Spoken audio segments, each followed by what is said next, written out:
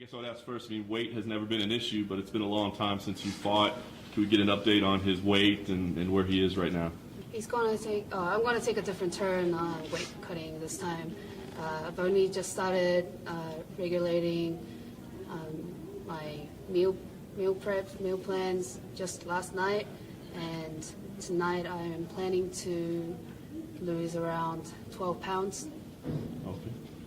I wonder if he's worried about Yair at all. Yair said he was eating a cheeseburger and drinking a beer when he got the call for the fight. Is he worried he might not make weight?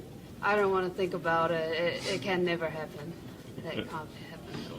Fair enough. I want to ask about Yair. He's very flashy, in the way that he strikes, very creative. When fighting someone like that, does he want to match that and be creative and fun as well, or is it better to be more traditional in his approach to try to beat Yair? As you can see from my previous fights, I'm not a fighter that has, a flashy style. I'm planning to go forward with what I originally go with, zombie style. Very nice. I wonder, a win here would be a big one. Would Frankie Edgar still be a fight that you would like to have in the future, maybe even next? Right now, I want to put my focus on winning Yair because I don't think he's a fighter, an opponent that I can win easily. But I do want to face Edgar right after. Very nice. And lastly, we're hearing rumblings. Maybe the UFC goes back to Korea next year. If that's the case, does he want to be the headliner there? I am aware of UFC coming to Seoul next year, and there is a possibility of me headlining the event.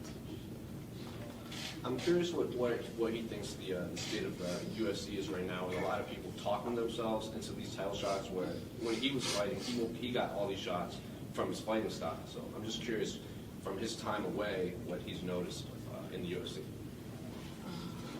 in terms of like fighters talking themselves into big fights rather than fights. He feels there is a need for all the talking to go in terms of ticket sales, because those fighters, having those fighters there, actually sell more tickets, but it's not what I like to do.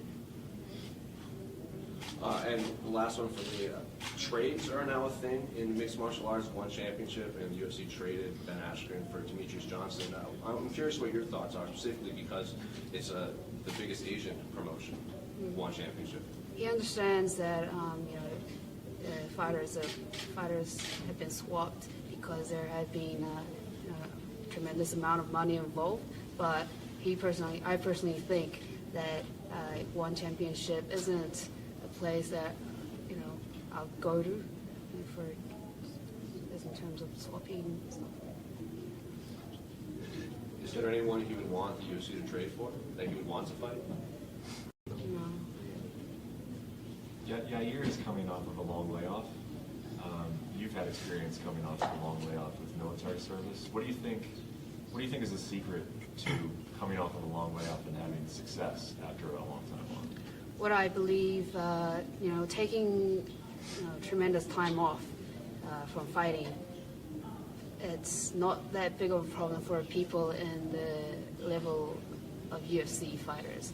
If it was, one of the newbies, it would have been, a big.